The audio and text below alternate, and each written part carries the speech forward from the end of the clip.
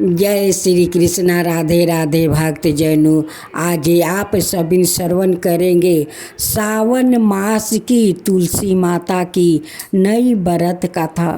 तुलसी माता का ये चमत्कारी गाथा है। अगर तुलसी माता को आपको प्रसन्न करना है तो भक्ति जैसे तुलसी माता को सेवा करे, माँ तुलसी का कृपा आप पा सकते हैं। जय श्री कृष्णा। राधे राधे भक्त जनों, जिस आंगन में तुलसी के पौधा होता है उस आंगन सुरक्षित रहता है। हम सभी ने तुलसी माता का पूजा करते हैं और तुलसी माता हम सभी को रक्षा करती है, घर आंगन को रक्षा करती है, शुद्ध रखती है। इनका बाहर पूजा पाठ शुद्ध नहीं होता है, सभी भगवान इन्हें भोग लगाते हैं, तभी सभी भगवान संतोष होते हैं। तुलसी के बिना तो कोई भगवान भोग नहीं लगाते। अगर भोग लाग भी जाता है तो भगवान को मन का शांति नहीं मिलता है। अगर एक पाता भगवान को भोग में लग जाता है तो भगवान बहुत प्रसन्न हो जाते हैं। हम लोग माँ तुलसी का सुबह पूजा करते हैं, शाम को उनकी मंदिर पर दीप जलाते हैं ताकि माँ तुलसी हम सभी को सुरक्षित रखे। जय तुलसी माता, आप हो सबका दाता, आपका मैं कहती हूँ गाथा, सबको करो रक्षा। जय श्री कृष्णा। राधे राधे भक्त जनों, आज आप सुनेंगे माँ तुलसी की व्रत कथा। तुलसी माता और एक छोटी बच्ची की करुणा और चमत्कारी कथा। बहुत समय पहले की बात है, जब पृथ्वी पर धर्म धीरे धीरे ओछीन हो रही थी। पाप का भार दिन पर दिन बढ़ता जा रहा था और लोग भगवान के मार्ग से भटकते जा रहे थे। किंतु वही एक छोटी सी गांव में हिमालय की लटहाटी के पास एक निर्मल स्थान था। उसका नाम था शांतिपुर। वहाँ हर प्राणी प्रकृति के साथ मिलकर शांति और श्रद्धा से जीवन जीता था। उसी गांव में एक निर्धन ब्राह्मण परिवार रहता था। उसके घर में एक छोटी सी प्यारी बच्ची थी। उसका नाम था भक्ति। भक्ति मात्र 7 वर्ष की थी, परंतु उसके हृदय में भगवान के लिए जो श्रद्धा, प्रेम और स्मरण था वो किसी तपस्वी से कम नहीं थी। उसकी माँ बचपन से ही उसे भगवान की कथाएं सुनाया करती थी। श्री हरि, विष्णु, माता लक्ष्मी और विशेष कर तुलसी माता की कथा सुनाती थी। भक्ति का एक छोटा सा आंगन था जिसमें वो तुलसी माता को एक गमले में रोज जल चढ़ाती, उनके चारों ओर दीप जलाकर भजन गाती। उसकी आवाज में इतनी सच्चाई होती थी कि ऐसा लगता था मानो सवाए तुलसी माता उस भजन को सुन रही हो। लोग कहते थे यह बच्ची तो अवतार है, इसकी पूजा में ईश्वर निवास करते हैं। एक दिन गांव में भयानक सूखा पड़ा। ना खेतों में अन्न था, ना तालाबों में जल। पशु मरने लगा। लोगों गांव छोड़कर जाने लगे। भक्ति का परिवार भी भूख और प्यास से पीड़ित था। उसकी माँ उसे कहा, बेटी अब तुलसी को जल चढ़ाना बंद कर दो, हमारे पास एक बूंद भी पानी नहीं बचा है। भक्ति की आंखों से आंसू बहने लगी। उसने माँ से कहा, माँ आप मुझे कुछ भी दो या ना दो, लेकिन मेरी तुलसी माता को जल जरूर चढ़ाऊंगी। मैं अपने लिए नहीं, इनके लिए कुछ भी सह सकती हूँ। वो रोज सुबह नदी की ओर जाती है, जो अब लगभग सूख चुकी थी। जमीन खोद कर जो थोड़ी पानी मिलती थी, उसी से 2 बूंदे जल निकाल कर वो तुलसी माता को चढ़ाती थी। एक रात जब भक्ति अत्यंत थकी हुई थी और भूख से उसका शरीर कांप रहा था, वो तुलसी के पास बैठकर रोने लगी। उसने हाथ जोड़कर कहा, हे तुलसी माता, यदि मैं कभी आपके लायक रही हूँ, यदि मेरी पूजा में कोई सच्चाई रही हो, तो कृपया इस गांव को बचा लीजिए। जब दुखी है माता, आप तो माँ है। उस रात जैसे ही भक्ति ने आंखें बंद की, एक दिव्य प्रकाश पूरे आंगन में फैल गया। तुलसी के पौधे से एक अद्भुत तेजस्वी स्त्री प्रकट हुई। उनकी आंखों में करुणा, चेहरा शांत और सिर पर हरि का आशीर्वाद था। वो थी तुलसी माता। सवाई माता ने भक्ति के सिर पर हाथ रख कर कहा, बेटी, तूने जो प्रेम से, जो श्रद्धा और जो स्मरण दिखाया है, वो त्रिलोक को हिला देने वाला है। मैं तुझसे प्रसन्न हूँ। तुलसी माता के आशीर्वाद से अगले ही दिन आकाश में बादल घेर आया और बहुत वर्षा, बाद में तेज वर्षा हुई। तालाब भर गया, खेत लहरा उठा, गांव में फिर से जीवन लौट आया। गांव के लोग यह देखकर तंग रह गया। सब भक्ति के पास आकर कहने लगे, तेरी श्रद्धा ने भगवान को पिघला दिया। बच्ची भक्ति ने मुस्कुराकर कहा, मैंने तो सिर्फ माँ को पुकारा था। तुलसी माता ने भक्ति को वरदान दिया, तू इस जीवन में मेरे चरणों की सेवा करेगी और अगले जन्म में तू सवाए मेरी अंश बनकर धरती पर जन्म लेगी। जहाँ तेरा विवाह सवाए भगवान से होगा। यह कहकर माता अंतर्ध्यान हो गई। भक्ति के जीवन में सदा तुलसी का वास रहा। उसने अपना सारा जीवन सेवा, प्रेम और भक्ति में लगा दिया। युग बीते, समय चला, भक्ति का पुण्य जन्म एक पवित्र रूप में हुआ। बिंदा के रूप में जो आगे चल कर तुलसी बन गई और जीवन विवाह भगवान शालिग्राम रूपी विष्णु से हुआ। तभी से हर घर में तुलसी माता को भगवान विष्णु की पत्नी का दर्जा मिला।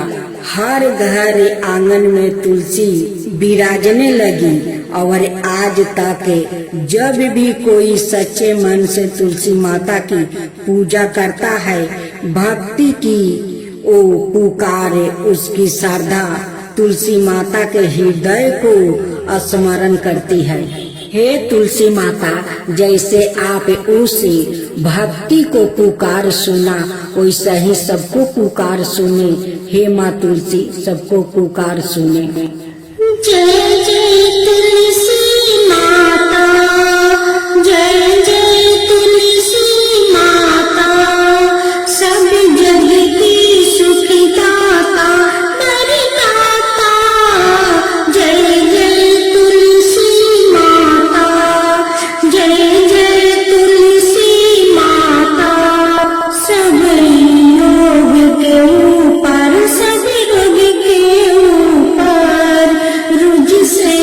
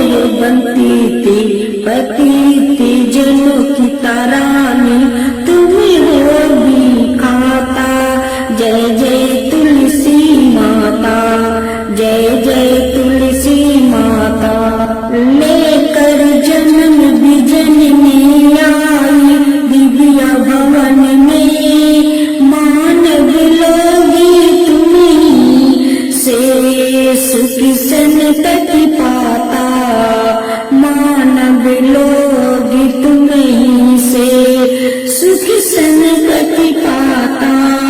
जय जय तुलसी माता, जय जय तुलसी माता। कृष्णा राधे राधे। भक्तजनों, आज आप सुनेंगे तुलसी माता की खूब सुंदर व्रत कथा। तुलसी माता एक छोटी बच्ची के रूप में एक अद्भुत और दिव्य कथा, एक करुणा चमत्कारी और सीख देने वाली पौराणिक कहानी। बहुत पहले समय की बात है, जब धरती पर पाप और अन्याय बढ़ते जा रहे थे, तब देवी तुलसी ने यह निश्चय किया कि वो एक विशेष उद्देश्य से पृथ्वी पर अवतारित होगी। लोगों को सच्चे प्रेम, करुणा और माँ की महिमा का ज्ञान कराने जाएगी। उत्तर दिशा में बस एक शांत और हरियाली सी भारा गांव था। बरजपुर। वहाँ एक साधारण ब्राह्मण रहते थे, जिनका नाम था धर्मदत्त। धर्मदत्त की पहली पत्नी सर्व सिधार चुकी थी, पर उनकी एक छोटी बच्ची थी, कनक। कनक केवल 5 वर्ष की थी और उसके चेहरे पर गजब की चमक थी, मानो कोई दिव्या तेज उसमें छिपा हो। धर्मदत्त ने कुछ समय बाद दूसरी शादी की। उसकी नई पत्नी चंद्रकला बाहर से सुंदर थी, लेकिन भीतर से वो कठोर, ईर्ष्यालु और क्रूर थी। उसके कनक से अनजाने में ही जलन होती थी, क्योंकि कनक का मासूम चेहरा, उसके मुंह से निकली हर बात सभी को दिल को छू लेती थी। कनक थी कोई साधारण बच्ची नहीं थी। कनक असल में देवी तुलसी माता का ही एक अवतार थी, जिन्होंने बालिका का रूप धारण कर इस पृथ्वी पर जन्म लिया था। उनका उद्देश्य था एक क्रूर सौतेली माँ के हृदय को सच्चे ममता में पिघलाना और समाज को यह दिखाना कि माँ वो नहीं जो जन्म दे, बल्कि वो होती है जो प्रेम और सुरक्षा दे। सौतेली माँ का अत्याचार। चंद्रकला कनक से दिन भर काम करवाती थी।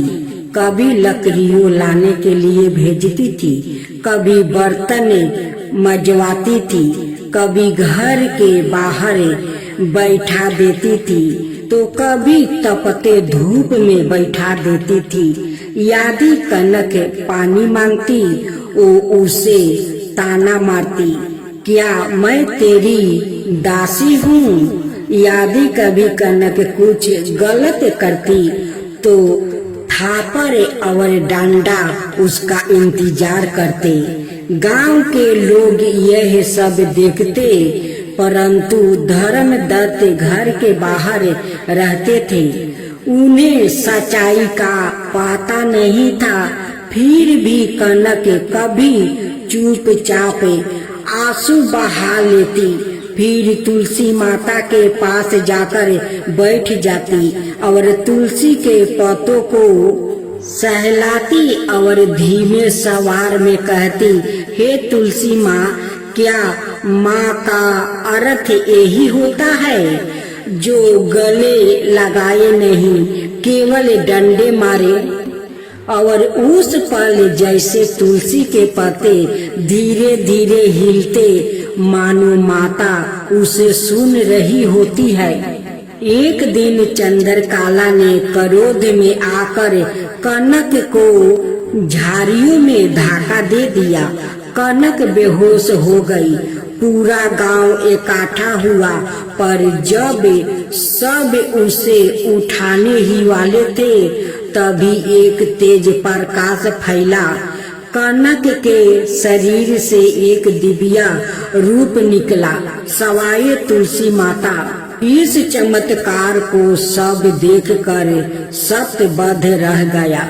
माता ने कहा, मैं कोई साधारण बालिका नहीं, मैं यही शक्ति हूँ जिसे तुम रोज अपने आंगन में पूजा करते हो। आज मैं एक माँ को दिखाने आई हूँ कि माँ क्या होती है। उन्होंने चंद्रकला की और देखा और कहा, माँ का हृदय दया करुणा होता है और ममता से भरा होता है। वो डंडा से नहीं मारती, वो सहारा देती है। तुमने जिसे डंडा मारा वो मैं थी, तुम्हारी परीक्षा लेने आई थी, आज तुम असफल रही है। तुलसी माता के वचन सुनकर चंद्रकला रो पड़ी। उसका कठोर हृदय पिघल गया। उसने अपने सिर पर हाथ मारा और कहा, हे माँ, मैं तुझे पहचान नहीं सकी, अपने ही भाग्य को लात मारी है, मुझे क्षमा करो, अब मैं सच्ची माँ बनूंगी। तुलसी माता ने मुस्कुरा कर उसका माथा छुआ और कहा, हर स्त्री के भीतर माँ की शक्ति होती है, बस उसे जगाना पड़ता है। आज से तुम न केवल कनक की माँ हो, बल्कि मेरी भी तुम बेटी हो। तुलसी माता अंतर्ध्यान हो गई। कनक फिर से उसी रूप में वो जिंदा हो उठी, पर अब सब कुछ बदल चुका था। चंद्रकला ने उसे दिल से लगा लिया। कनक ने पहली बार माँ के हाथ से भोजन खाया। गांव वालों ने उस दिन से कनक को जीवित तुलसी कहकर वो पूजा करता था। जय जय तुलसी माता, जय